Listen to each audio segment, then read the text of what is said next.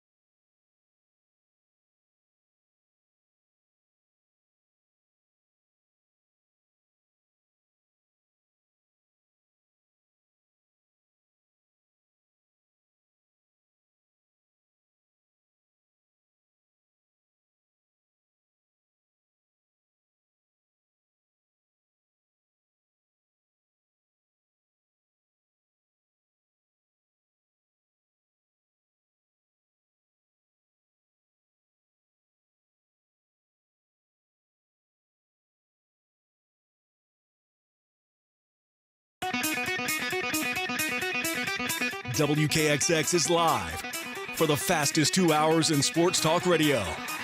Get ready for Chase Robinson. He has got to be a player they can rely on in big situations. And Gerhard Mathangani. Has the trust of his team. Sounds like the makeup of his team is in a really good space, and I believe that's because of the culture he's curated down there. For WKXX Live, these guys have you covered from preps to pros and everything in between. Now, let's go inside the Fox Sports 102.9 studio with Chase and Gerhard for WKXX Live. Welcome in on a Thursday afternoon at WKXX Live.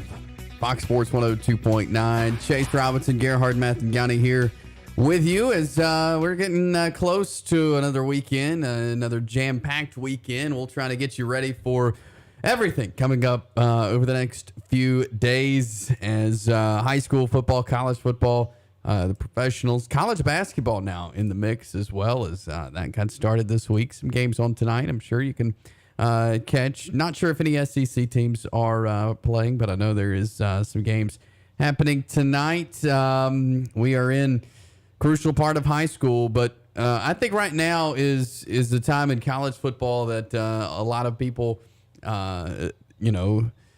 start trying to figure out where their team's going, what's going to happen, what bowl game, predicting what bowl game your team's going to go to. And I think a lot of games this weekend can kind of help clarify the picture of where we sit. Yeah, I think when you get to the second round, you get the real contenders for the championship trophy. I think really you get it more in earnest in the third round. But what ends up happening a lot of times in the first round is you have teams that they're playoff teams, but a lot of times if you weed out maybe some of the regions that aren't as strong, the third and fourth teams in those regions, especially if sometimes you think about especially in the South, if you have a region that all four teams really aren't that good, maybe your top two teams are, well then they end up going to the second round, and then that's where you start to see if they're a real viable contender for a championship. So obviously in each class, or each of the first 6 classes, 32 teams end up making the playoffs. But I think once you get from the Sweet 16. The quote, for lack of a better term, from the Sweet 16 to the Elite 8 is where you start to get those differences. And we got a lot of college football we'll talk about today. Andy Burcham, voice of the Auburn Tigers, will join us coming up at 2:30. At 3:15, we'll have Roger Hoover of the Crimson Tide Sports Network. He'll come on with us. And then at 3:30, Brian Mintz of the Etowah County Fellowship of Christian Athletes will hop on with us as well. So we've got a lot to get to over the next couple of hours. I want to start with a story that involves Jacksonville State, involves the Conference USA, where the Gamecocks will be next year. We talked with Greg Seitz a couple of weeks ago and asked him about the TV deal that was upcoming. He couldn't give us any details, waiting for it to come out. Well, it came out last night. Sports Business Journal was the first to report Conference USA's new TV deal beginning next year in 2023. They have a 5-year deal with CBS Sports Network and ESPN. So both networks will have part of this new Conference USA deal. And here is kind of what is a part of the deal. As far as the financial aspect, which I think what Jacksonville State was looking forward to moving into the FBS. Yeah. I'm not sure the numbers right now, but it's looking like $750,000 to $800,000 is what each school will get. And that's their kind of piece of the pie from this new TV deal, which again, I don't know the numbers right now of what they're making, but this has to be a pretty big step up for the Gamecocks and money they'll be getting from a TV deal. Significant money for Jacksonville State and for the other teams that are in this deal. And I think being able to add a team like Liberty really helps out their situation. Jacksonville State, a power player in the FCS, really helps out. New Mexico State and Sam Houston State, and then of course Kennesaw State. Deciding last week there will be another member of the conference, bringing it to 10. So it's a nice round number with 10, and then each team, as you mentioned, getting probably a little north of $250,000 per year. But what that actually means is for all of these teams that are that they need all the dollars they can to help build their program. You don't want to go out and schedule a whole bunch of Power 5 teams to go in and have your teams beat their heads in, so that way you can get extra dollars. I think this actually helps out to where you could schedule one less of those Power 5 games, get your TV dollars, then you still schedule some Power 5 games, and then be able to acclimate more money that way. Here's another interesting part of this. All October games in the Conference USA will be played on weeknights. Yeah. So right now, of course, obviously it's traditional playing on Saturdays. We've seen the MAC conference play their November games on weeknights. We've seen the Sun Belt play some, Thursday, maybe some Wednesday night games in there as well. But all October Conference USA games will be on weeknights, looking at probably Tuesday, Wednesday nights. Right. Occasionally a Thursday, Friday, but mostly Tuesday, Wednesday, which I think great exposure because you're going to be on ESPN, you're going to be on the CBS Sports Net. So great exposure, but that's going to take a little getting used to. Some Burgess Snowfield lights on a Tuesday night. Yeah, it certainly will. I do think this is great exposure because, like you said, it's a part of the schedule. It's not necessarily like every game will be on one of these odd nights. It's a part of the schedule that I think will need more eyeballs. I mean, let's just keep it honest here. A lot of times on Saturdays, Conference USA, a lot of your Group of Fives, the individual teams, individual games outside of maybe like a game in which 2 Group of 5 teams have knocked off Power 5 teams, which you rarely get. But outside of that, a lot of times on Saturdays, your games kind of get looked over. And I'm talking about even some Power 5 games end up getting looked over. Yeah. I like what college football has done, embracing the model of, hey, let's take advantage of Tuesday. Let's take advantage of Wednesday. Let's take advantage of Thursday. Yeah. Some parts of the country, Friday works. I don't think it works here in the South because high school football dominates Fridays, and you're asking your same customers that like and appreciate football to not go to Friday games, to go to Friday night high school games, but go to Friday football games.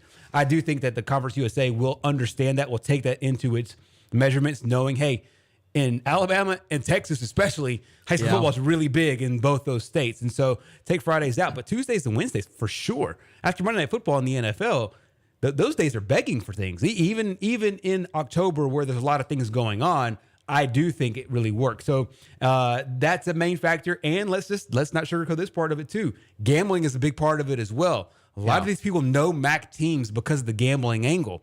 And as that now becomes legalized in more states, Jacksonville State can and will be now known for, a lot of these, a lot of their, I would say, number one, reputation, but then also kind of game to game, their scheme. Rich Raw really helps. So there's a lot of name brand stuff that goes into the situation for Jacksonville State that I really think helps out in their future. Yeah. So that's going to be fun next year, having some maybe Tuesday, Wednesday night games there for the Jacksonville State Gamecocks on national television, which is the big part of that. So CBS will have their tier one. They will have selection of 18 football games and 18 men's basketball games. So CBS kind of like they've been with the SEC. They got first pick. Well, they're going to get first pick with Conference USA.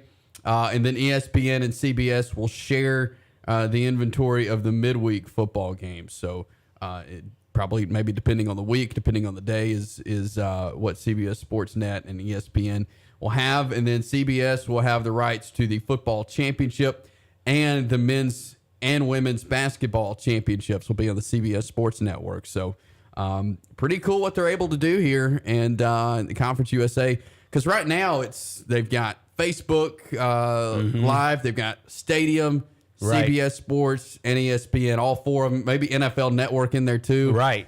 So it's kind of all spread out right now, but I think the Conference USA has done a great job of kind of putting it on two networks where it's easy to find everything. Yeah, and I think they're kind of copying, a lot of this copies the blueprint and the model that the Big Ten has chose to, where they're going with CBS as their main, but they're also spreading out their games among multiple networks. I think this is really smart. And at the same time, too, with the Conference USA, they have to think a little bit more strategically, because even their schools are really spread out as well. You go all the way from New Mexico to Lynchburg, Virginia, down to Jacksonville, Alabama. And among that, you go to UTEP and you go to Sam Houston State. And you got Kennesaw State that's added in there. So you get the Atlanta market. So it's really spread out. If you look at the conference footprint, it's really, really wide open. And so in order to gain, I think, a foothold as far as an identity within the group of five, I think that this is really important to be able to have some marquee games on. I would call them standalones for the most part. Some Tuesdays and Wednesdays, you might share the stage with the MAC, but I would put maybe some of the Conference USA games ahead of those MAC games. I mean, you think about a Jacksonville State Liberty matchup on a Wednesday. You think about maybe a UTEP Sam Houston State game on a certain Tuesday. You think Jacksonville State Kennesaw State on a Tuesday night. I think that will bring a little bit more juice, more so than your normal 2-3 o'clock kickoffs on a random Saturday. Yeah, I think that's a great point. It's been a while since we've had the lights on at Burgess Snow as well with these afternoon games, and once the construction gets done, that'll make for a great night atmosphere as well. So cool stuff there for Jacksonville State and for Conference USA signing this new TV deal. I want to get to a little bit more of that on the other side of the break, as well as Auburn. We'll talk a little more JSU football. All that is ahead right here on WKXX Live. Hi, I'm Danica Patrick. Watching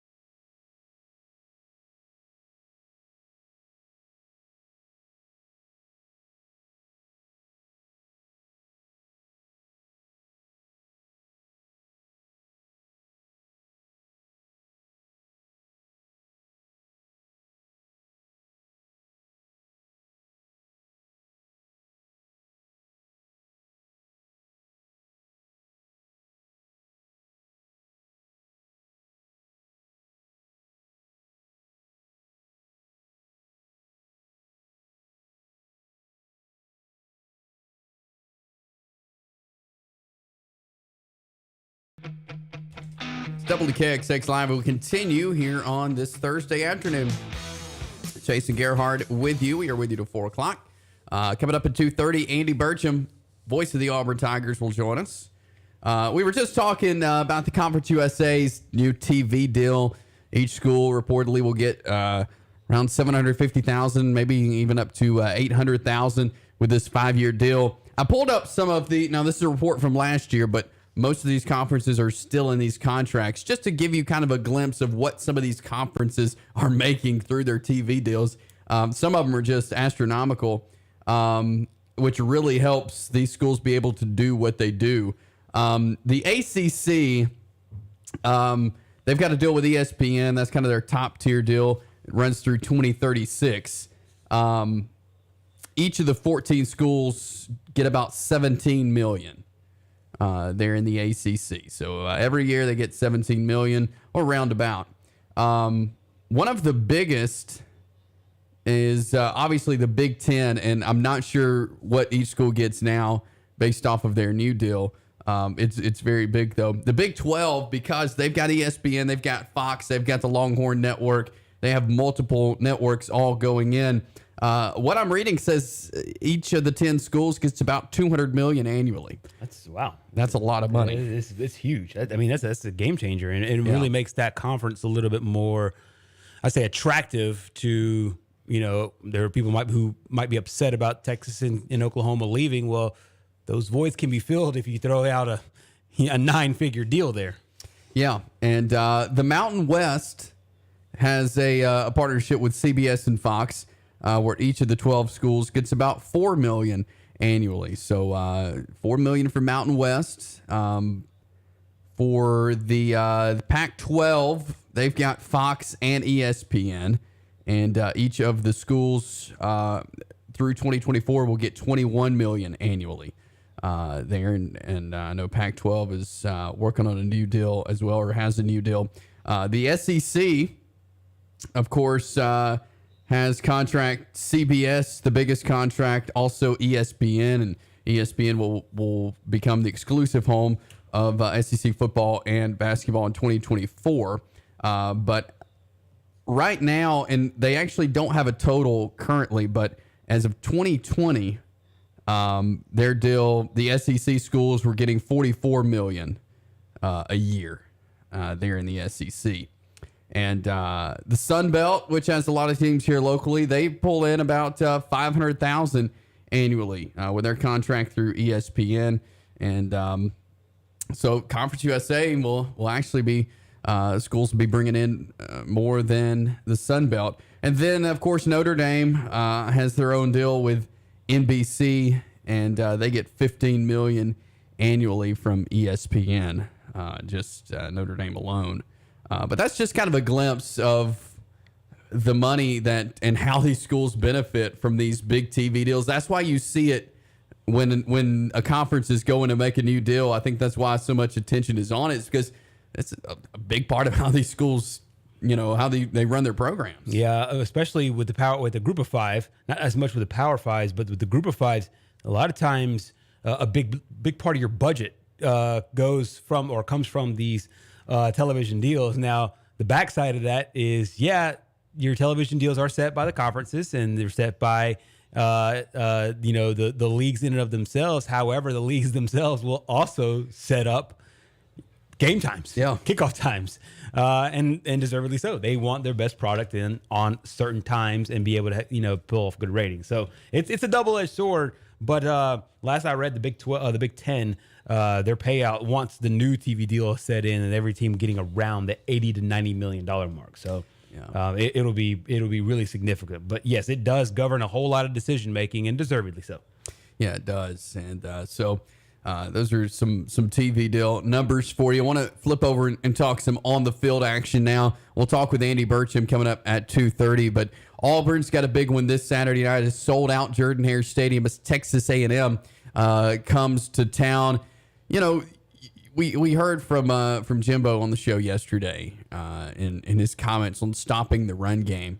I think that's what Auburn has to do this week, and we'll hear from Andy Burcham just his thoughts on how the game played out this past weekend. But I think Auburn, first of all, needs to keep whatever game plan they had against Mississippi State. They have got to keep that intact this weekend. Yeah, of course they want to add some wrinkles to it, but the thing is that your bread and butter has got to be the run game, and I think that they know that, they understand that.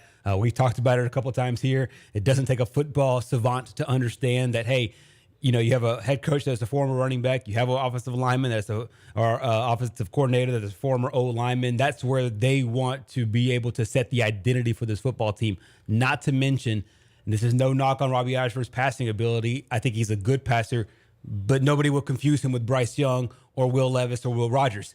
So he's a really fast guy. He's shifty, and he can use his running ability to make plays within the passing game. But that's not exactly, you know, the passing game is not where he starts. So Auburn wants to build the identity of running the football, and that certainly always has been the case. But it'll certainly be the case once again this week with, against Texas A&M, as you mentioned with Coach Fisher. Yeah, and Carnell Cadillac Williams, of course, the interim coach there for the Auburn Tigers, had his availability for the media this week. Had a chance to hear from him again. Yeah, and he talked about that. He said one of the biggest strengths and the biggest points of improvement throughout the course of the season and here recently has been those big guys up front, and they'll lean on them once again Saturday. I would have to say the opposite line. Those big boys are coming together. They're playing with confidence. They're playing relentless. They're playing physical. They're playing Auburn football. And then, honestly, just overall, the offense, it's a mindset. Fight or quit. That's kind of the mentality that this whole team is taking on, especially on offense. It's fight or quit. Us not watching the scoreboard. You know, us playing good, clean football. And I think those guys in the trenches, a lot of credit goes to need to go to those guys because they are giving these bad Jarquez, Tank Biggs, but DeMar, they're giving these guys room to run. So I truly think the credit goes to those guys up front. Cadillac Williams, their interim head coach, is talking about that offensive line. Those big guys, they're going to need them coming up on Saturday night. Connor Wegman will be back. He was out with the flu, actually, for A&M last week. Right. He is set to be back this week. Is he the guy they should have gone with all year? I mean, Haynes King has had his moments, but I feel like Wegman has given them more of a chance to be in games when he's had a chance to be in there. Right. I think a little bit of that is unfair, and I don't think a lot of people will have that argument. The thing is that Connor Wegman now can play free. The reason he can play free is because they're 3-6. Yeah. So he could take more opportunities, take more chances. Now, was the young guy ready enough to do that at the beginning of the season where a lot of pressure was put on Texas A&M? That I don't know. And maybe that's what the coaches thought at the beginning of the season. Maybe he's just not ready for that. But I do think in a weird way, it is a little bit easier to be like, hey, we could just throw a bunch of you-know-what against the wall and find out what sticks because they're in a situation where they're not competing for an SEC championship. Yeah. They're just trying to get to a stinking bowl game. So, yeah, I do think that, looking at his results now, people might say, especially if they win Saturday, people might say, well, Jimbo, he's the quarterback guy, and he should have known that Connor was the guy the whole time. I don't think Connor's playing now the way that he would be if this team was maybe with one loss or undefeated at this point of the season. So I do think a little bit of that might be a little premature. But the thing is that they haven't been able to figure out the quarterback situation at all.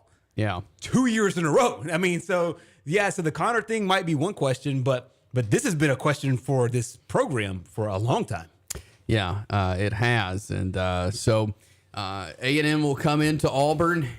In both teams, if they want to make a bowl game, I mean, they're going to have to definitely win this one and have a great ending to their season. But you don't think of teams like Auburn and A&M fighting for just a shot at a bowl game. I mean, these are two very tradition-rich college football programs. Yeah, very, very much, in my opinion, teams to me that represent they want to represent consistency. They haven't necessarily represented consistency here lately. So, yeah, I think if you're looking at it from both teams' situation, last year, little disappointing. Some points of measurement for Texas A&M they can hang their hat on. For Auburn, 5-game losing streak, Birmingham Bowl. This is redemption, I think, for both teams. Yeah. And it goes further than Saturday's game. I think it's program redemption for both squads. Yeah, very good point there. As Auburn and A&M go to battle coming up this Saturday. We're going to talk more Auburn football coming up next. The voice of the Auburn Tigers there with the Auburn Sports Network, Andy Burcham, will join us. And he's seen every snap of Auburn football this year, so we'll get his thoughts on what has happened and what's to come for the Auburn Tigers. That is coming up next here on Fox Sports 102.9. The Press Box.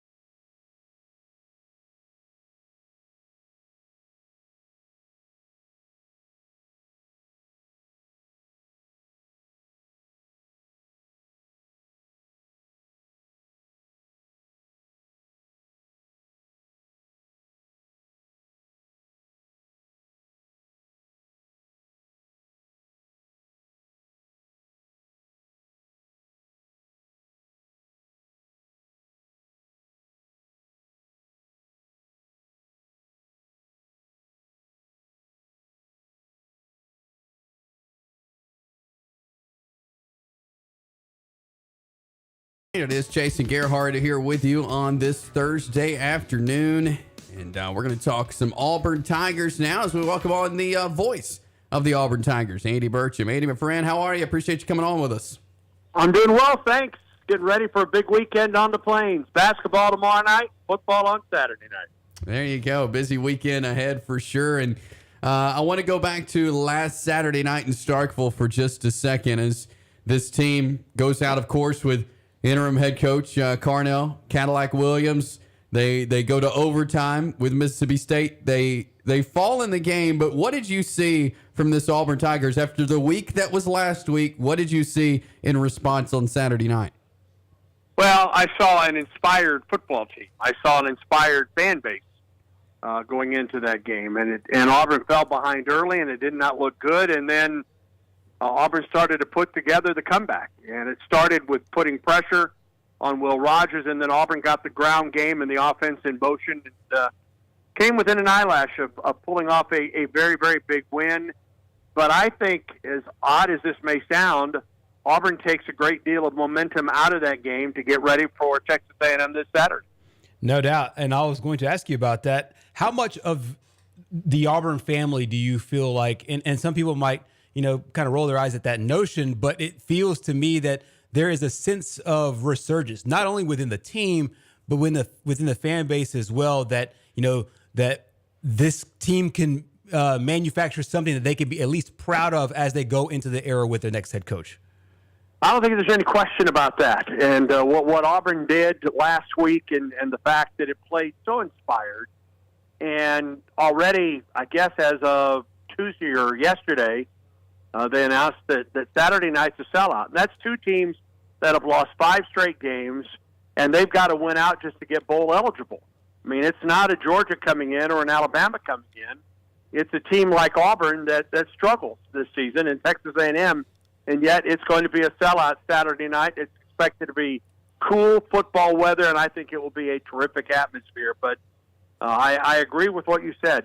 I think the fan base, the Auburn family, has rallied around this head coach, around this team, around this program, and I think it's going to be a terrific atmosphere for football Saturday night. From an X's and O's standpoint, what kind of changed as Cadillac took over, as some of these other coaches shifted around their roles? What did you see from a play standpoint that changed on Saturday? I'm not sure that there was a lot of change as far as scheme is concerned. I'm not sure you really could change a whole lot in a week in the middle of the season. But Auburn, struggled throwing the football, so Auburn went to a run-heavy offense. And I don't think that could have been a big surprise because I think that's what Auburn has tried to do this season. I do think that Auburn needs to develop more of a passing game. Otherwise, Texas A&M this week, and certainly Western Kentucky and Alabama will just load the box against Auburn, and it'll be tough to run the football. But I just think Auburn executed a little bit better. And I thought the biggest change in that game Saturday night, in spite of the fact that at one point it was, a 3-touchdown lead for Mississippi State, the way that game changed was the fact that Auburn started putting pressure on Will Rogers. And that's not an easy thing to do with how quickly they get rid of the football at Mississippi State. And Auburn has to continue to do that this week against a Texas A&M team that likes to run the football and has a very good offense with Devin Achane running the football. So Auburn, again, has to be able to do a good job of putting pressure on the quarterback and then doing what it can to stop a very good running offense of Mississippi State. Of Texas A&M. No doubt about it. Given the struggles last year, especially at the end of last year when Auburn lost, a lot of games in a row, just how big would just a W be this late in the season, given the struggles to this point? I know that the losing streaks last year and this year aren't the same, but how important do you think it would be to not get a, quote unquote moral victory and get an actual W on the scoreboard? Yeah, and I think, the same thing can be said for Texas A&M coming in. Right. Either one of these teams. A win is huge for this season. It's huge for the rest of this year. It's huge to try and have a chance at a bowl game. I mean, it would be monumental, I think, for this Auburn team to run off 3 straight wins. Now, granted, that would include beating Texas A&M. It would include beating Western Kentucky, and it would include winning in Tuscaloosa. And I know that's an uphill battle. But, boy, that would be an enormous task for this team if it could somehow do that. And it has to start this Saturday against Texas A&M. And I do think that the momentum that Auburn carries from Texas A&M or from Mississippi State to this game this week, you gotta cash in on that at this point. You've got to pull out a win this week against Texas A&M, and I think all of the factors will be there for Auburn. They've just got to pull it off. We're talking with Andy Burcham. He is the voice of the Auburn Tigers. They're on the Auburn Sports Network. And Andy, how have you seen Robbie Ashford kind of develop, a guy who had not taken a college snap until this year with the Auburn Tigers? You mentioned that they have not gone to the pass game a lot because of his strengths and weaknesses. But how have you seen him develop just in his time at Auburn? Well, I think he has developed. And listen, you mentioned, not only had he not taken a snap, he'd not started a football game since he had played at Hoover. His 2 years at Oregon, the only thing he played was baseball. He didn't play football. He was on the team, he just didn't play. And so he comes to Auburn, and I think he made a move for Auburn at the end of spring practice, and they saw him continue to evolve into the season. And then, when he's kind of rotating series with T.J. Finley, and then T.J. goes down with the injury, and then all of a sudden it's Robbie's offense. And there have been struggles. There have been times, I think, where he's jumped out of the pocket too quickly, or times where he didn't step up into the pocket. There have been times where he's had open receivers. We saw it this past Saturday at Mississippi State. But I think he's done a better job of keeping those eyes up. And if he is even out the pocket, he is looking downfield. I think we've seen evidence of that. I don't think there's any question that we've seen him evolve as a runner. He ran for 108 yards and 2 touchdowns last week against Mississippi State. So I think we have seen him evolve as a quarterback, and that needs to continue. It's probably not as fast as he or Auburn fans would like at this point, but in my opinion, he has evolved a great deal over what has been a difficult season, to be sure. No doubt. And you had a great one-on-one interview last week with Carnell Williams, and you are able to kind of gauge the temperature of both the locker room and the coaching staff. How do you feel? It's been 10 days, or a little over 10 days of all of the distractions, of all the noise. What do you make of the way that everybody's handled all the potential distractions, not just with the head coach, but then also reports about T.J. Finley this week, and then reports of guys entering the transfer portal and whatnot. How do you feel just from a totality standpoint, the guys in the locker room and the coaching staff have collectively handled all the outside noise? I think they have rallied as one. And listen, I know that there will be some that will, and I know the rumors with regard to T.J. Finley, and he did not make the trip last week to Mississippi State, and I know there are rumors out that he's about to enter the transfer portal this week. And that may be the case, but, he's had one series of downs since the injury, and that was at Ole Miss, and he fumbled the football, and otherwise it's been all Robbie Ashford and a little bit of Holden Geriner since. But going into that locker room last week and getting ready to do the post-game radio show and then the TV show that we do, that was a galvanized team. And I've not seen any evidence that it will be any different this week as it gets ready for Texas A&M. We'll talk with Carnell tonight on Tiger Talk. We're also going to have Derek Hall and Robbie Ashford on the show. And I think this team is ready. This team is ready. It is a very galvanized, solidified unit as it gets ready for this week. I think this team has rallied around its head coach, to be sure. And you definitely saw that as well last Saturday night, like we talked about. Andy Burcham, he is the voice of the Auburn Tigers, the Auburn Sports Network. Andy, as always, really appreciate you coming on with us and chatting this afternoon. And we'll talk to you again very soon. Chase, I appreciate it. Have a great day. Thank you. Thank you. Andy Burcham, voice of the Auburn Tigers there, as he sees a galvanized Auburn team heading into a sold-out Saturday night? I think at 3-6, 1-5 in the conference is very, very easy for a fan base as proud as Auburn is to get down about where they are right now.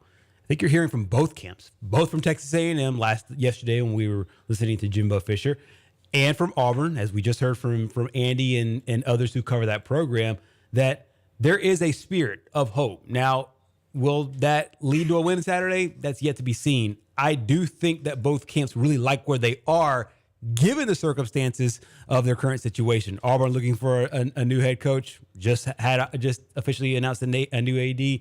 Texas A&M figuring out who in the world they are. You know what? I think in that the advantage goes to Auburn. Believe it or not, you would think that the team with the stability with the head coach would have kind of be the front runner in that. But no, I think it's Auburn because they have just rallied like Andy was just saying. They have united as one. They're rallying around each other. They're rallying around their interim coach. They've have an excitement around them. Auburn fans like seeing that running back that they fell in love with in the early 2000s leading their team now. And so I think Auburn kind of has the edge when it comes to coming to this kind of the atmosphere of the game Saturday night. And I think there's a big part of it. And I think you're starting to see that culture swing throughout college athletics, throughout college sports. Think about what Lincoln Riley's doing at USC, a guy that played late 90s, and now he's leading a team. A guy like Josh Heupel played early 2000s, late 90s, early 2000s, leading his team. There's a certain energy about Carnell Williams, a guy that played in the early 2000s, now leading his team. I think there is a galvanizing, almost magnetic attraction to those guys that can jumpstart their team. Now, Lincoln Riley's not with the school he played for. Josh Heupel played at Oklahoma, but now he's at Tennessee. But I think the energy is the same. And now, Cadillac doing it in an interim role, I think that it really helps him to have these situations. Not only that, but the results that they got last week, taking that team to overtime and now playing at home at Jordan Hare this week. Yeah, should be a great one there coming up between Auburn and Texas A&M. We appreciate Andy Burcham for joining us this afternoon. We'll grab a break here. We'll jump over to the NFL. Falcons up tonight. We'll preview that game next.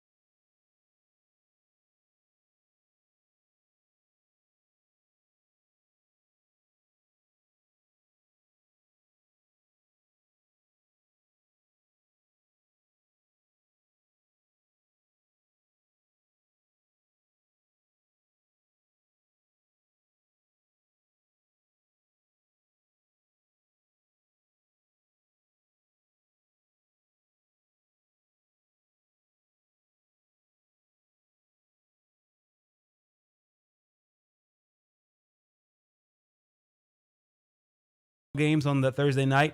And it's kind of, it's understandable because number one, you have the short rest, the short time period between the two, but then also in division games, especially teams that know each other really well, defenses really step up. So, we'll see how the Falcons do, but I would think by anybody's metric, the Falcons are playing way above their heads. Right now, they're tied 4-5, top of the South standings, and the Panthers right now at 2-7.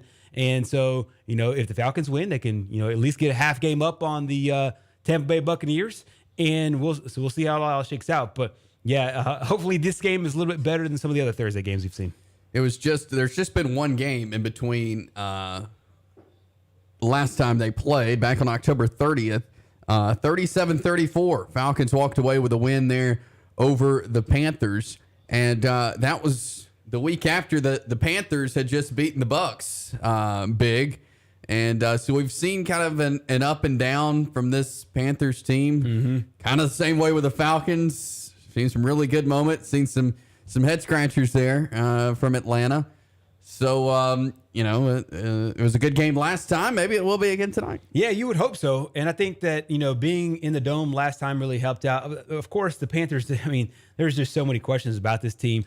Obviously they went to Sam Darnold last year. And then in the offseason, they traded for Baker Mayfield.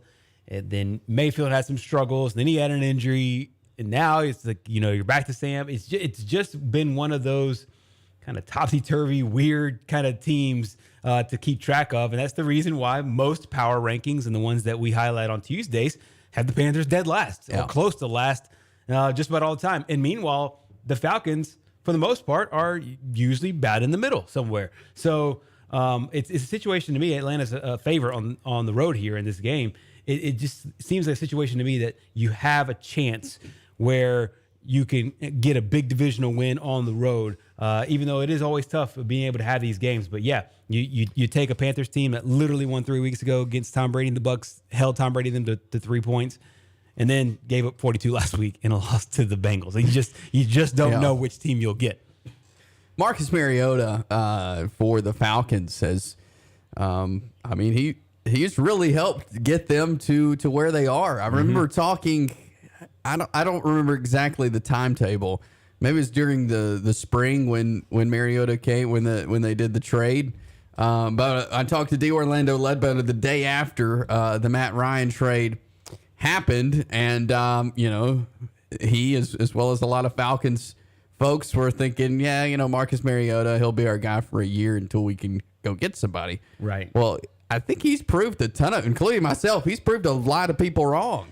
Yeah, you take a look at what's happening in Seattle with Geno Smith and what's happening in Atlanta with Marcus Mariota.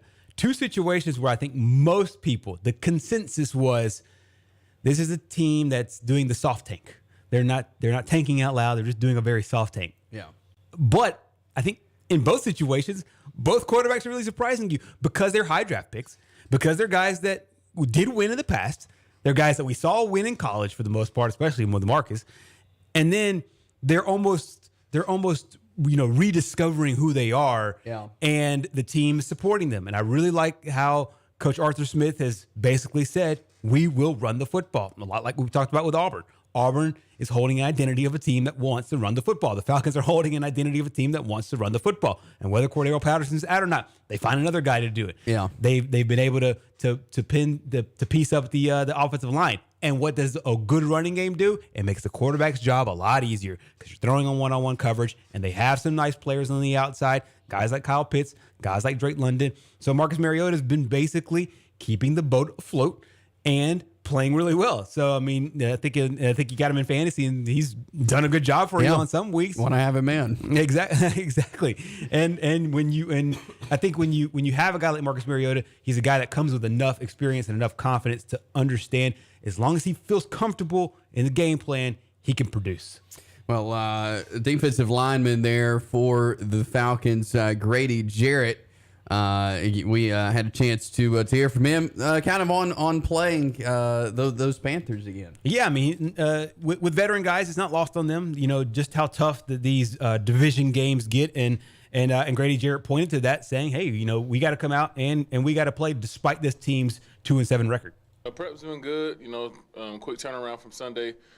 which I think is a good thing for us, myself, and I'm just excited to get back on the field for Thursday. But prep been good. It's been helped that we just seen them the game before the last game we played. So I'm sure there may be some new wrinkles, but at the same time, familiar with the team, playing them for years and being a division opponent. So it's been a good prep. Yep. Always a tough game. I mean, it's going to pull out the best in both sides of the ball. I mean, both teams want to do their best, you know. So, I mean, guys going to play physical, they're going to play fast, and they're going to try to make big plays. And there's a lot of pride in this game, and it's essentially one of our rivalry games that we have. So both teams, both cities take a lot of pride in this game.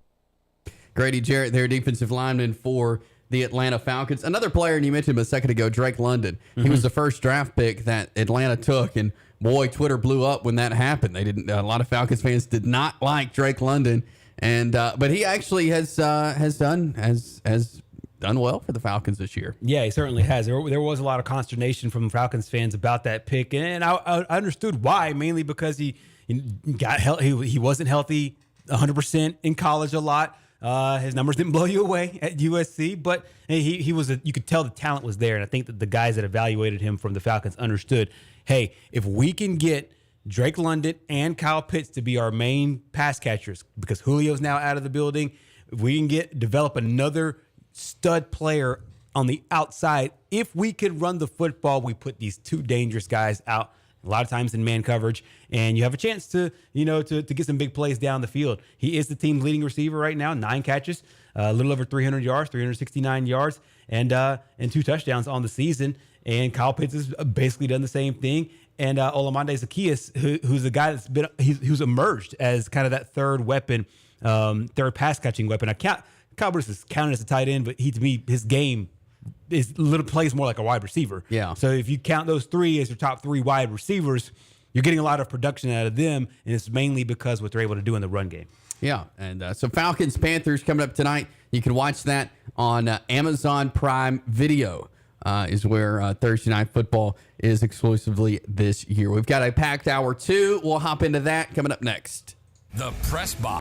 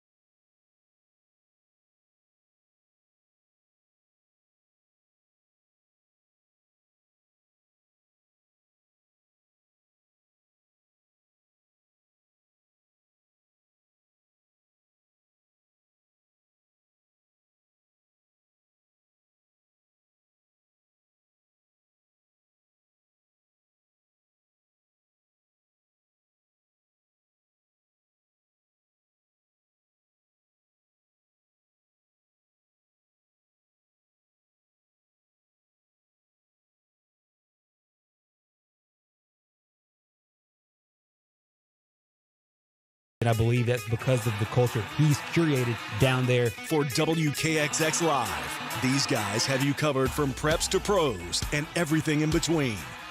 Now, let's go inside the Fox Sports 102.9 studio with Chase and Gerhard for WKXX Live.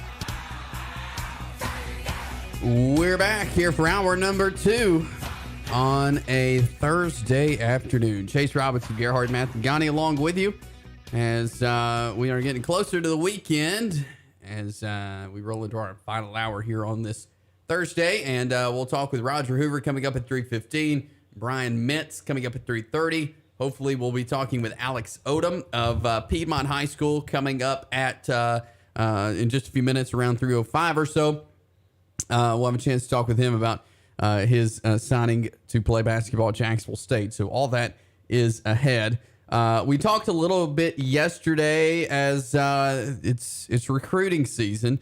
Now the early signing period for football is later on in December, but yesterday was the first day of the early signing period for really every sport besides football, and a lot of local guys and girls able to sign on and play at the next level. Most definitely. I think that you're starting to see whether it's some of the local players that did sign or nationally, and they sign with teams that are in state. You get a real chance to see, how these recruiting classes really stack up. We talk almost ad nauseum about the football recruiting days, but the early signing day here in November for all the other sports has been really important as well. And we're starting to see that gain a lot more traction, just like the December signing day has in football.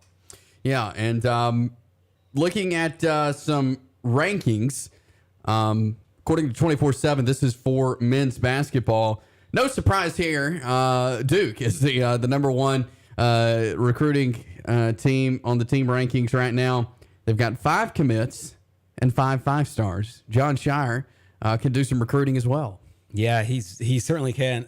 And one of the things that I think that was great for John Shire is sitting right next to Mike Krzyzewski, understanding, knowing how to recruit, especially to that place where basketball is a proud tradition.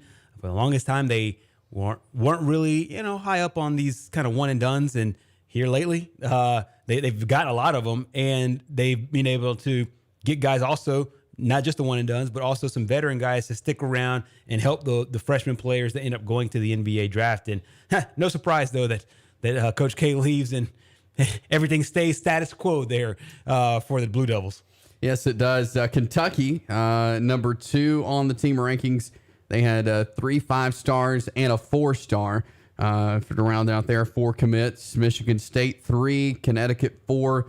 Ohio State 5, Iowa 6, Oregon 7. Tennessee is number 8 in the team rankings, Memphis 9, and Kansas 10. And then Alabama down at number 13 in the rankings so far, as they have 3 4-stars and a 3-star committed so far. Yep, and I think for Alabama, this is once again another great class. We're looking at the rankings from 24/7 Sports. Rivals has Alabama as a top 10 class, so consistent right there in the top 15. Very solid class. 4th consecutive top 15 signing class for Coach Nate Oates since he arrived on campus, and the first time in program history, Bama's had 4 straight top 15 classes. So he's getting the players there, and now I think they obviously want to take that next step. Yeah, they do. Auburn's only got 1 commit so far, but the way Bruce Pearl is at recruiting, you can imagine that will pick up soon. And as more guys come on campus and see the Auburn basketball program, they'll pick some more guys up for sure. The Bruce Pearl recruiting train, it never slows down. They'll definitely have to.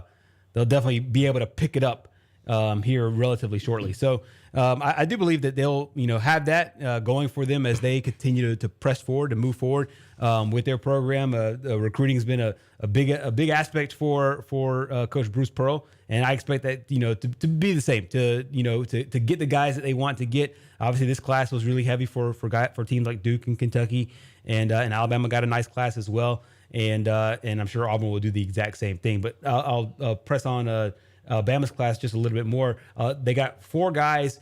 The 24/7 sports rankings have 3 of those 4 players as a 4-star and 1 of those players as a 3-star. Mohamed Diabote, I think this is how you pronounce his name. Dioubate. Diabote is how I'm pronouncing it. He's a power forward, 6'7", 215. So they got some size there. He's the number 18 power forward in this class, the number 88 overall player. Another player is Sam Walters, coming out of the Villages in Florida. Villages charter school over there, 6'8", 180. So they'll put some size on him, but he's another big player as well, another 4-star prospect, the number 22 power forward, so another big guy and another big forward as well. Davin Cosby from North Carolina, Word of God Christian Academy in Raleigh, 6'5", 180 pounds. He's a shooting guard. And then you have R.J. Johnson, the number 1 player here in the state of Alabama, goes to Grissom High School. He's listed as basically as a kind of a hybrid guard there at 6'3", 190 pounds. So really solid class here for Coach Nate Yates and the Tide. Yes, for sure. So basketball again, and more guys will continue to sign, and we'll have some commitments, but guys will continue to sign over the next couple of days, and really over the next month maybe, as some guys still trying to get things settled and get recruits and visits, maybe last minute visits out to some of these games. But again, Duke, no surprise, Duke and Kentucky, the top 2. Michigan State, Connecticut, Ohio State, the top 5 recruiting classes so far, with a lot of time to go. Again, guys will continue to sign and continue to commit, but Duke sits there at the top under new head coach John Shire, and we'll continue to watch of where Alabama and Auburn end up. So, of course, with the season starting, and so these coaches are not able to get out and recruit, as heavy as they did. Now it's just depending on getting these guys out, getting them signing, and everything. And I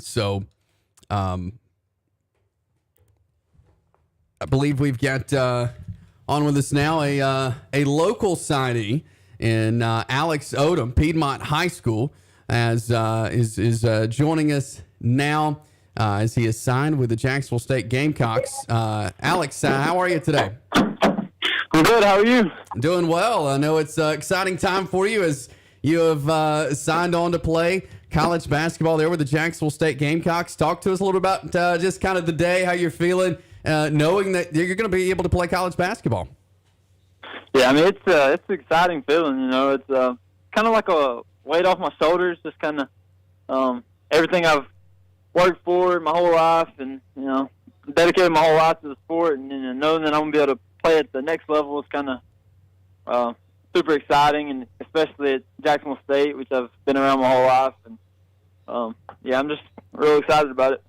Yeah, I was going to ask you about that. Obviously, you've seen a lot of Jacksonville State games. You've played at Pete Matthews Coliseum a lot of times, obviously, in both the Calhoun County tournament and the regional tournament as well. What were some of the sticking points outside of the familiarity that you had with JSU, and some of the reasons why you ended up signing? One of the main things was the coaches down there. I really loved the whole staff and how they made me feel. And one of the big things is the conference. Conference USA, the new joining that conference, and that's big time basketball. And it was kind of like a big step up for them, and it just got me excited about it. So what are some goals for you in training and preparing to play at the next level? What are you looking at accomplishing before you get there? Just be more polished and everything. Whether that's one of the big things, playing point guard. I think I'm gonna play a lot of point guard down there. Is being able to kind of lead and communicate and be a vocal leader, and always do things the right way, and of course, knocking down shots and handling the pressure and stuff like that. But I feel like I'm pretty polished at that. Of course, there's a lot of room to improve on and every aspect of my game. But one of the main things is just being a leader and communicating.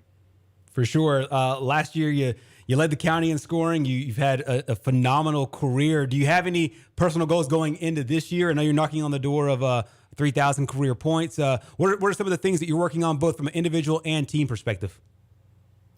I mean, yeah, I think 3,000 would be awesome. Obviously this year looking for more team success. Trying to get over that hump of making it to the regional finals or regionals, and I've never played down in Birmingham or in the state tournament, so I definitely want to get down there this year. And I feel like I've just about accomplished everything I can, and not everything, but a lot of stuff individually. But I really want to get a state title this year. That's kind of the goal. I know with your dad being a coach, I'm sure you've spent the majority of your life in a gym and in playing basketball. Did you know early on when you started that you wanted to play college basketball? Has that kind of been a dream your whole life? Yeah, it's definitely been a dream. I always wanted to do it. I don't think it was kind of a realization until about the last two maybe 3 years that I really started putting in the work and the time to really accomplish that and make it a realization. So, but yeah, I've always wanted to play college basketball, and play at the highest level. So, I think it's a step to get there. Yeah, according to a story from our friend Al Muskowitz and even your the athletic director there at Piedmont, you're the first Calhoun County, you're the first Piedmont signee to sign a Division I basketball scholarship since the 1950s with Bob Millard. Has that sunk in, the fact that it's been a long time since Piedmont sent a guy D1? Yeah, that's a pretty cool stat. Like I told somebody else, everybody knows the success that Coach Smith had with the football program, and bringing a little bit of attention to the basketball program is pretty awesome. Nobody really, I don't think, has ever thought about Piedmont as a basketball team. So, kind of shedding some light on that and being the first one in a while is pretty awesome. Yeah, for sure. Alex Odom has signed to Jacksonville State. He will continue playing basketball there with Ray Harper in the men's basketball program there at Jacksonville State from Piedmont High School. Alex, really appreciate you taking a few minutes with us today. Congratulations again on signing, and best of luck in the future. We'll be watching you as you go on to Jacksonville State. Yes, sir. Thank y'all for having me. Absolutely. No Thank doubt. you. Alex Odom there, signing on. It's cool to see local guys go to your local school. Both you and I from Jacksonville State, right? Still go and watch most of the home games there and broadcast them. So it's cool to see a guy who we've watched kind of all the way up now, a Gamecock. Yeah, most definitely, and he's a talent. I mean, he is a true talent. And we had Coach Ray Harper on the other day, and we know his system. His system looks really fun for guys that can shoot the basketball. And Alex is one of those guys that can shoot the basketball. He talked about his excitement of going to Conference USA, and so I think it's going to be really awesome to watch him, not only in his senior season this year, but then also when he laces it up for the Gamecocks. Absolutely. So appreciate Alex Odom for joining us. We got to jump to a break because Roger Hoover joins us next. Hi, I'm Dr. Shelley Flace with today's tip for kids from the American Academy of Pediatrics. The nicotine in e-cigarettes is addictive and can harm brain development. That's why I worry about teens who try e-cigarettes.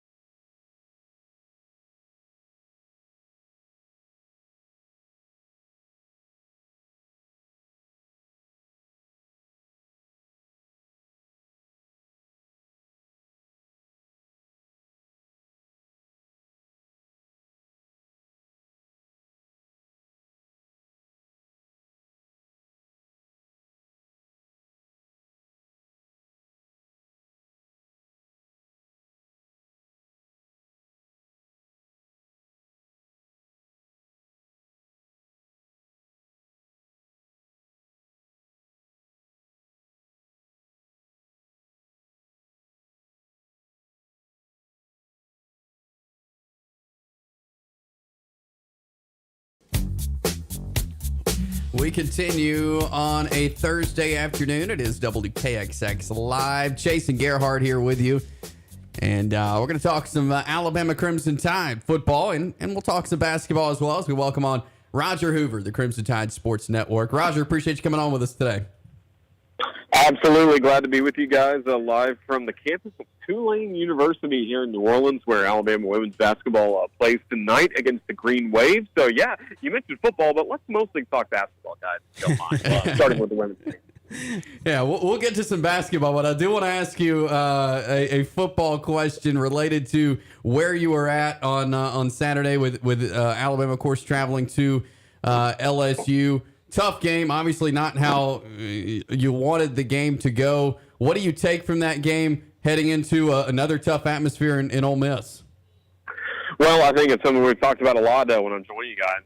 Alabama football team looking for consistency, and they're really struggling to find it for 4 quarters. I think we saw it in the fourth quarter of kind of what Alabama can be at its best, both on offense and defense. But it took a long time for the offense to get going, whether it was the running game or the passing game. You know, if that first interception, that first drive was so crisp for Alabama moving down the field, then it ends in an interception. That kind of reminds you of the LSU loss in 2019. Same thing happened at Bryant City Stadium, and the offense just took a long time to recover from that. So the penalties certainly were concerning once again, and then just Alabama being unable to contain Jaden Daniels out of the pocket in the first play of overtime, touchdown, and then brilliant decision as it turned out by Brian Kelly. He would have been criticized like crazy had the 2-point conversion failed and Alabama won, but he trusted his team, and his offense got it done with that pass to Mason Taylor. So a frustrating end to the night on a night where, again, Alabama did a lot of good things, but in the end just came up play short, similar to the situation a few weeks ago in Knoxville. No doubt. Roger, how important is this game against Ole Miss to be able to bounce back this week? And obviously Lane Kiffin knows the Alabama program really well, and it's another kind of gut check kind of game. How important is not only this week but also Saturday? Yeah, it's extremely important because there still is a path to the SEC West Championship for Alabama. Should LSU lose their remaining 2 SEC games, Alabama's going to win out to even make that a conversation.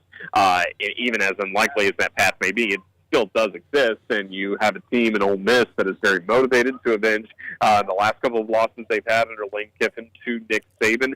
And it's going to be a tough atmosphere once again for this team to play in, and Alabama's got to find a way to play penalty-free football on the road. And that's something that has really not happened all throughout the season. So I think that's a huge challenge for this group coming up. And also, how do you bounce back from a loss? You know, typically when Alabama does bounce back from a loss, they go on 5, 6, 7, 8 game winning streaks. So all of a sudden you've lost two of the last 3 games. You know, how do you mentally keep going forward knowing that, a playoff berth is unlikely, a SEC West championship, even though, as just mentioned, it's still mathematically possible. It's still relatively unlikely, and it's the first time we've been at this point in November and said that in 12 years. So how does this group bounce back? I think it's an excellent question. I think only the players in that locker room can really give us the answer. I think they have to find a way to play some clean, consistent football on the road in what's going to be a really tough environment against a very good team in Ole Miss. Not just what they can do offensively, but with Jackson Dart passing the football. They're one of the best rushing teams as well in the SEC. It's a tremendous challenge waiting Alabama on Saturday. It really is. We're talking with Roger Hoover, the Crimson Tide Sports Network. I do want to shift over to basketball. You were on call Monday night as the men took the floor against Longwood. You did the SEC Network Plus broadcast. What did you see as the Tide men hit the floor, and what can we expect from the Crimson Tide? Well, we saw a lot of size, length, and athleticism from this group. Coach Oates bringing in this talented recruiting class, number 3 overall. It's the best in Crimson Tide history, bringing in 6 talented newcomers. He brought in a lot of size, especially at the guard position. This team looks different than it did a year ago. And I was really impressed by Brandon Miller in his debut, getting a double-double, some of his effortless scoring. Rebounding was certainly there. I thought the defense was tremendous, especially against a good Longwood team that likely will win the Big South and is going to score a lot of points this season. Alabama shut down what they were trying to do both on the perimeter and in the paint. Now, everybody would like to see more three-pointers go in for the Crimson Tide. Even Nate Oates talked about that at his press conference today, but he's not concerned based on some of the good work that's been done all throughout the summer. They shot the three-pointer extremely well, even on the foreign tour, going to Spain and France. So that'll be something to look for tomorrow against Liberty. Can Alabama do better from beyond the arc? Because certainly 3 makes in both this last game against Longwood and the charity exhibition against Southern Illinois is not Nate Oates style basketball, but he would be more concerned if the defensive effort wasn't where it was on Monday night. The three-pointers will come around. There's just too much talent on this roster for it to go differently. But I love all the new additions. I love the defensive toughness of guys like Noah Clowney and Nick Kringle, Brandon Miller's scoring ability, and then I thought Mark Steers playing point guard was about as fearless as anybody getting the basket all night, and he's not necessarily someone that has a ton of size and length, but I mean, he played like he was a 7-footer the other night. That was really impressive to see. So I was very impressed by Alabama's debut, and it doesn't get any easier coming up tomorrow against a very good Liberty team that's won the A-Sun 3 of the last 4 years. They feature one of the best players in the country in Darius McGee, who was second in the nation in scoring last year. So it doesn't get any easier. Nate Oates loves to have a tough, challenging schedule, and that's going to continue tomorrow night at Coleman. No doubt. And off the court, Nate Oates is having success as well. Yesterday, inked 4 different players, top 15 class. Once again, I think it's the 4th straight year, first time ever that's been done, 4 straight years. How important has he been to making Alabama an attractive basketball destination when you're playing in the same pool, so to speak, with the Dukes and the Kentuckys of the world? It's really important, especially in this day and age of the transfer portal and everybody kind of looking for the newest, shiniest team they can be a part of and going to a lot of those blue bloods as well. You know, Alabama's proven they belong, and that's been great to see, and it has to start in recruiting. And this coaching staff does a remarkable job in developing players, getting players in as freshmen and making them better as time goes on. In Tuscaloosa, I think Herb Jones is one of the excellent examples of that, along with John Petty. So even though Alabama will always be aggressive in the transfer portal and bringing in some of the best talent they can get, I think this is also still going to be a program that is always going to have a core of players they develop from their freshman year on. So great to see the signing class come in yesterday. Again, everybody's excited about what they can do along with this class, and that's one of the best things about this roster that Coach Oates has now. He has recruited every single player that's on this roster. No more holdovers from the Avery Johnson era, even though there were some good players from that era. Now he has kind of handpicked everybody we see in this Crimson Tide jersey, and that's really exciting about their potential. You mentioned you were on the road with the women tonight, and I know last year we saw a good run by the women there towards the end of the season into the SEC tournament. What can we expect from the Tide women this year? They're very similar to the men's team, very exciting with the mix of returning players, and they obviously have more returning players than the men's team does. I mean, bringing back 95% of the scoring, all 5 starters from a year ago, to a team that was playing as great as anybody in women's basketball in March, even though they ended up in the women's NIT. They had a tremendous run there to the round of 8 after going 2-1 at the SEC tournament. So Christy Curry really likes the roster she's put together this year. Some talented newcomers on her side as well, like Carly Weathers from Loretto, Tennessee, who had 15 points in her Alabama debut and got a lot of steals as well.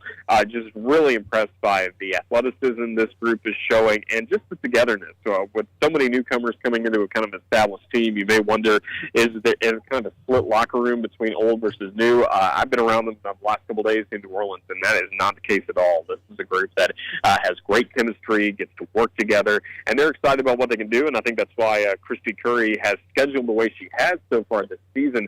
6 of the first 9 games this season are on the road for Alabama. We're at Tulane tonight. Next week we'll go to South Florida, and then after that the Crimson Tide will head to the Bahamas for 2 games, and that's going to be really exciting to see Thanksgiving week. So it's a lot of fun to be with this group, knowing the potential they have and the opportunity to get back to the NCAA tournament like they were in back in 2021. No doubt. Who are some of the players on that women's team that folks should be looking out for as they get their feet wet, so to speak, in non-conference? I think it's still Brittany Davis. She scored 26 points last time out, knocked down 7 3-pointers, and she was Alabama's top scorer last year, averaging 17 points per game, all SEC second-team selection. Her defense has improved to go along. She's always been known as a sharpshooter, but now she adds in some defensive toughness and athleticism that we haven't seen from her before. So that's a really good sign. Megan Abrams is always going to slash to the basket, get her points. And then somebody new that I'm really impressed with is Loyal McQueen, who transferred to Alabama from Georgia Tech and joined the team in January of last year, wasn't eligible to play right away, but she got to be around this team all throughout the season, and she doesn't feel like a new face. We've, of course, seen her for now almost a full calendar year, and she had a very impressive debut spelling Hannah Barber at point guard off the bench, and there are a lot of times where Loyal and Hannah are going to play together on the floor at the same time, and that allows Hannah Barber to knock down some three-pointers. A lot of defenses forget about her. She's so fast, how she can get down the floor and pop some three-pointers. I think that's going to be really exciting to see for everybody. Roger Hoover, the Crimson Tide Sports Network, joining us. Roger, always appreciate you coming on with us. And, hey, next Friday night, our Jacksonville State Gamecocks go to Tuscaloosa. Take it easy on them, all right? We'll see. We look forward to having the Gamecocks and, of course, legendary JSU voice Mike Harris in town. It's always a good time with Mike. There you 100%. Go. Appreciate you, Roger. We'll talk to you soon. All right, you guys are the best. Thank y'all. We'll see you. Roger Hoover, the Crimson Tide Sports Network. We'll jump to another break. Brian Mintz of the Etowah County Fellowship of Christian Athletes joins us next. Fox Sports.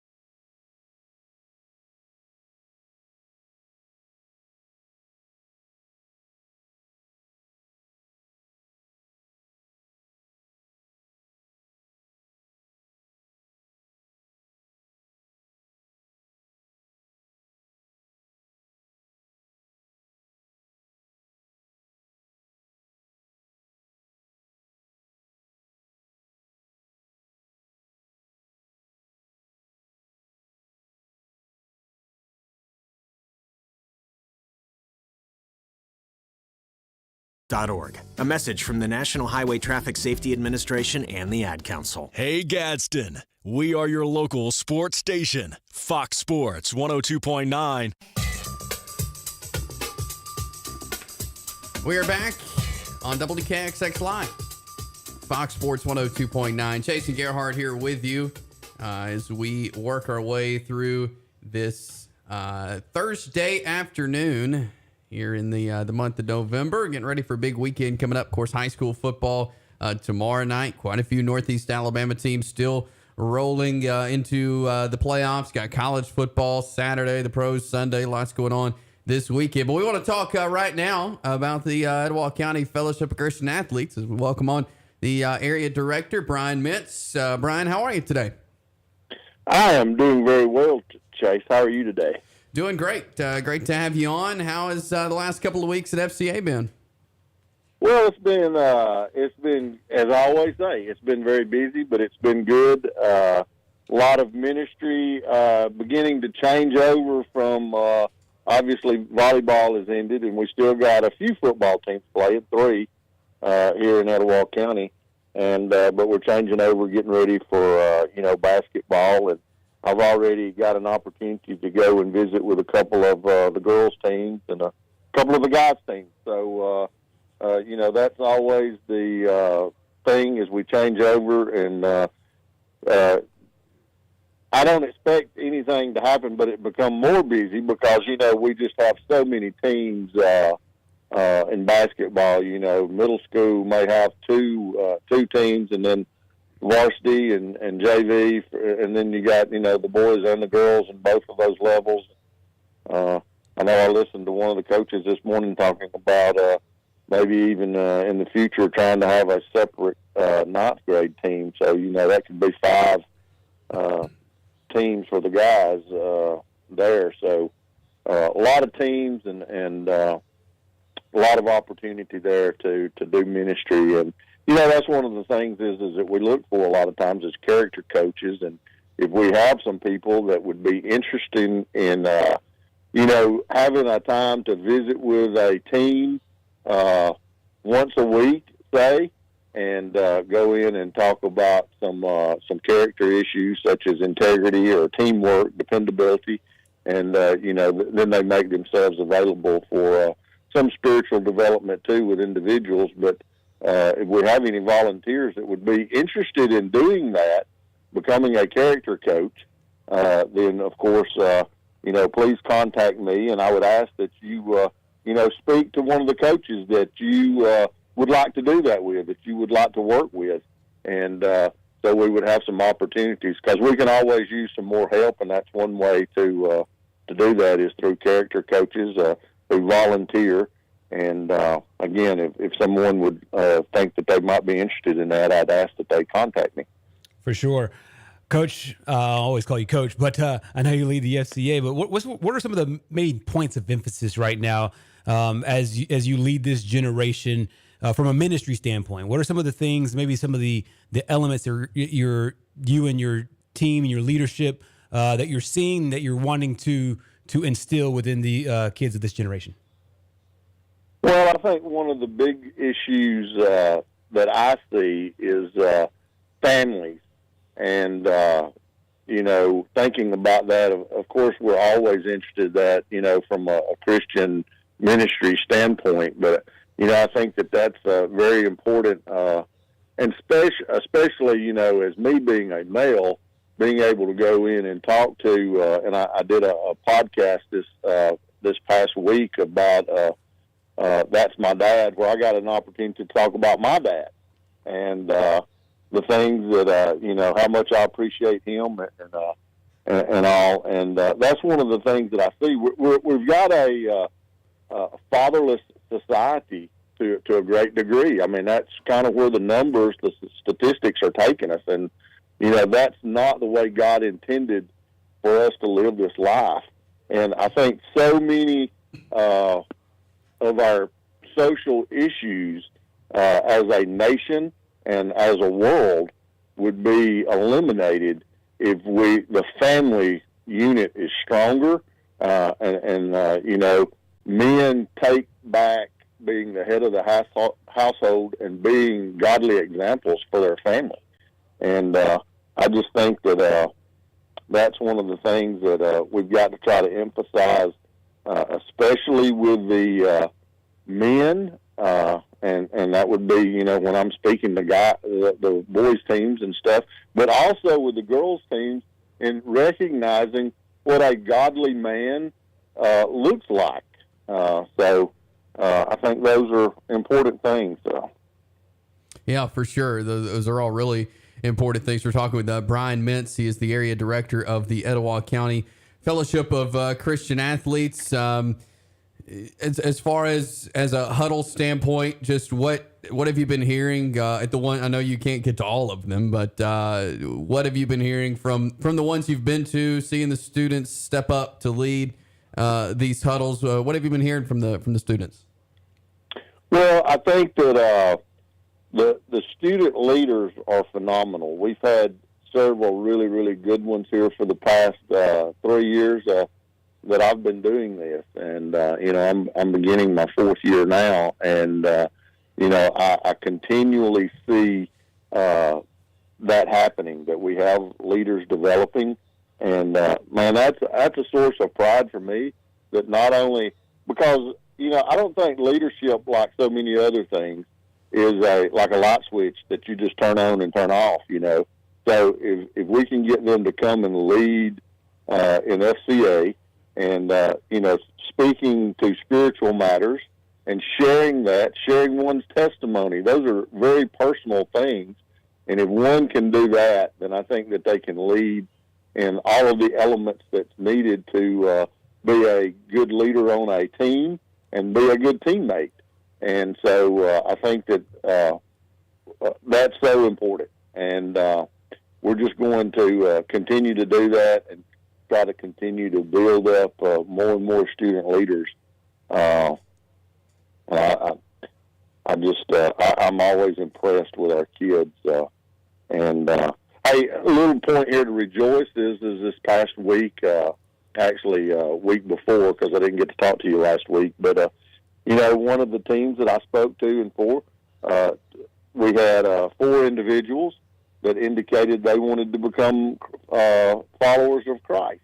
And, I had an opportunity in following up with one of those that he wanted a Bible, an FCA Bible, and, so I was able to get that to him.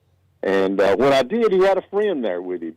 And the friend began to look through the Bible, and I had stepped aside into one of the coach's offices and was visiting there for a minute. And then when I came back out, the other student, the friend, he still had the Bible in his hand, and he said, "Hey, Coach, can I get one of these Bibles too?"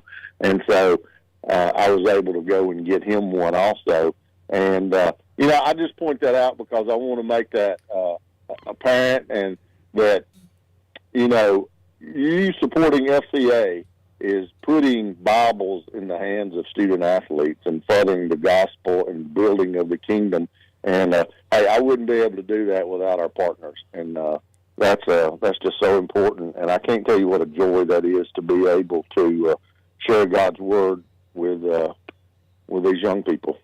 Absolutely, and just kind of something I heard last week from Carnell Williams, interim coach at Auburn, that 8 of his players on Friday night came to know Christ because of course, FCA chaplain, my friend Chet Williams down there at Auburn, who has been there for a number of years, and had a chance to talk to the team Friday night, and after the week they had, and then 8 players gave their life to Christ. I think that shows kind of the power of FCA, that even in those, a team like Auburn, in a big university, in the locker room the night before a game, just the power of FCA and having the opportunity to go in front of those students, and you never know what will happen.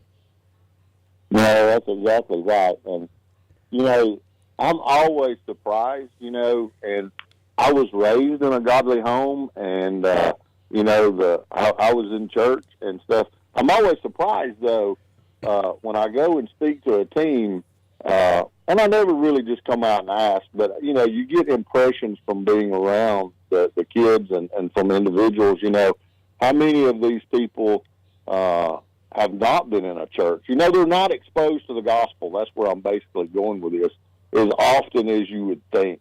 being here in the United States, and especially being here in Alabama, in the middle of the Bible Belt. But we have student athletes, and we have just, obviously that multiplies out to students in the school who are, they're not Christian, and they're not exposed to the gospel. So a mission begins wherever you are. And, that's the thing is we need to realize a lot of times is our missionary field is right here around us.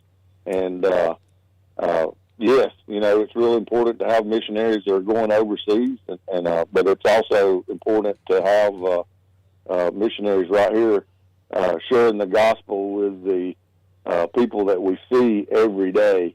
And that's the thing about FCA is it's an avenue into the school, into the team, where we're exposing and sharing the gospel with student athletes who might not get an opportunity to hear that. And I have come to realize, for the most part, individuals, they're already Christians when they're coming to the church. And a lot of times we have young people that are growing up and they're going to come to Christ because their parents were in church and whatnot. But we've got a lot of kids whose parents are not in church. And, other than people going to them where they are, they're not going to get that opportunity to hear the gospel. And, that's the beauty of FCA is we're going to those kids. Absolutely. Brian Mintz, he's the area director here of the Etowah County Fellowship of Christian Athletes. You can find him there on Facebook if you want more information and see what all they're doing here in the area. Well, Brian, as always, we appreciate you coming on with us, and we will talk to you again next week. All right. Thank you, as always, Chase, for just giving us the opportunity to tell what's going on here locally with FCA. Absolutely. Thanks, Brian. Brian Mintz there with the Etowah County Fellowship of Christian Athletes. We'll take a break. Much more to get to as we roll into our final segment here on this Thursday next. Martin's Family Clothes.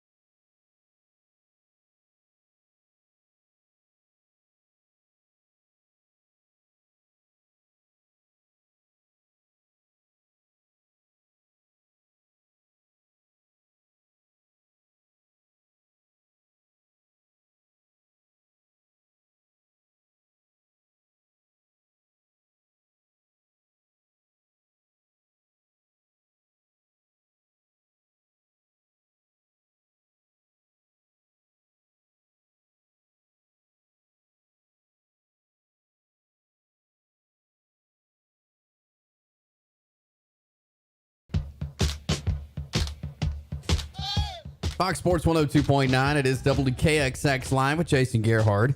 As we roll into our final segment here on a Thursday, you can give us a call, 256-413-1029.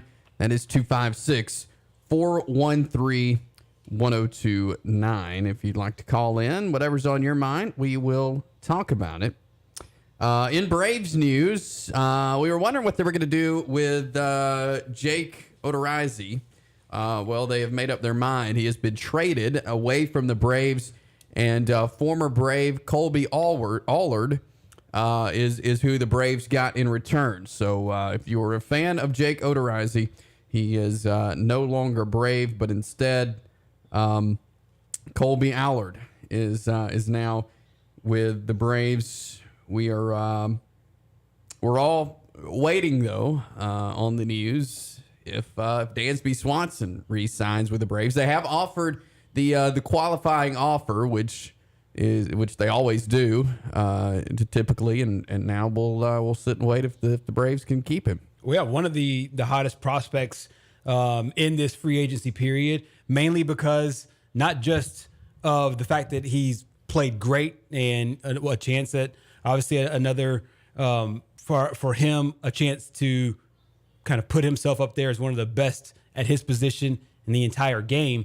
His free agency period is really different because there's lots of guys at that position who are also really good that are also up for free agency. So it's a little different in this situation. Now, everybody, of course, with the Braves, you immediately go back and think of last year, and you had Freddie Freeman, then you had Matt Olson, and the Braves ended up going with Matt Olson and letting Freddie, walk to the City of Angels. And now you have a different situation now where Trey Turner, right now, free agent going into the season.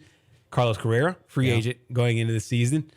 Xander Bogaerts going into the season as a free agent, or this offseason, I should say. So those guys right now are all at this exact same shortstop position that Dansby plays, all playing, really well right now. And so it'll be interesting to see how the Braves navigate this. He did not have a great postseason at the plate. Let's just be honest. He hasn't had a great postseason at the plate last couple of years. However, defensively, he's always been there. And you would think because of what he does in the regular season, the bat will come in the postseason. You don't want to judge him on a 3, 4, 5 game sample size. Yep. You want to do it against the year. However, still no word so far about Dansby. I find that interesting.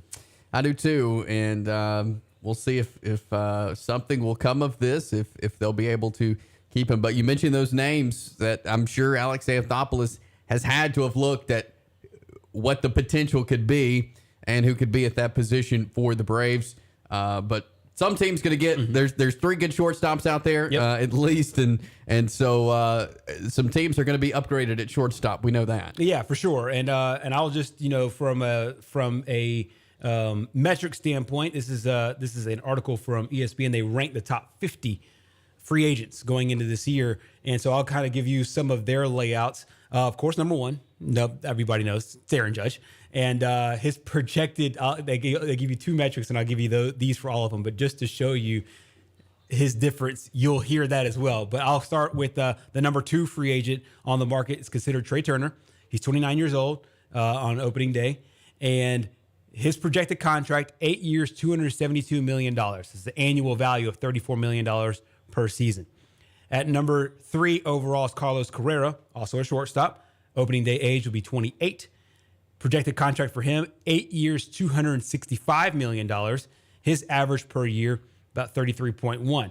The number 4 player on this list as far as the free agents is Xander Bogaerts. Opening day age, be 30. His projected contract, 6 years, $168 million. It's about $28 million per season, average annual value. Dansby Swanson ranks number 5. Opening day age, 29. His projected contract, 6 years, $150 million. That's $25 million per average per season. So if you're just taking a look at the averages per season, Dansby's the least expensive. So if the Braves are just trying to save a little bit of money, then it looks like of the top guys, he looks like your best bet. I told you I'd give you Aaron Judge just for a point of just so you can compare and contrast. His opening day age is 30. His projected contract, 9 years, $324 million, an average of 36 annual average per season. Wow. His average annual value. So you see the gap between Dansby Swanson at the average total 150, average 25, and what the top is right now with Aaron Judge, average 336, total 324. Wow. Double. Wow. Do you get double the production from defense and offense from Dansby Swanson to Aaron Judge? I don't know. That's not up for me to decide. I'm not the guy cutting checks. I just don't know if you get that much production. He had a phenomenal season. This is not bashing Aaron Judge. I'm just saying we've seen how these 9-year contracts work out, and they're usually not all that great. You're right about that. Where's Jacob deGrom going to end up? And that's another interesting one. I would think that they would want to keep him up there. And Steve Cohen is a guy that breaks out the checkbook. But if they think that there's another guy that they can go get in free agency, I would think that he ends up that he might go to a team that's hungry for another arm. But I would think that he would stay. So lots of movement coming in baseball. We know there's going to be some signings and some surprises here over the next couple of weeks as we get baseball all sorted out. It was last year at this time we were getting ready for a lockout. Mm-hmm. That is not the case, thankfully, this year there in baseball. But we'll be watching the wire of when Dansby Swanson a final decision comes out on him. That is all the time we have for you today. We're going to get on out of here. Got the press box coming up next. We'll be back with you tomorrow. So make plans to join us 2:00 for a Friday edition, Football Friday, here on WKXX Live. Have a great rest of your Thursday.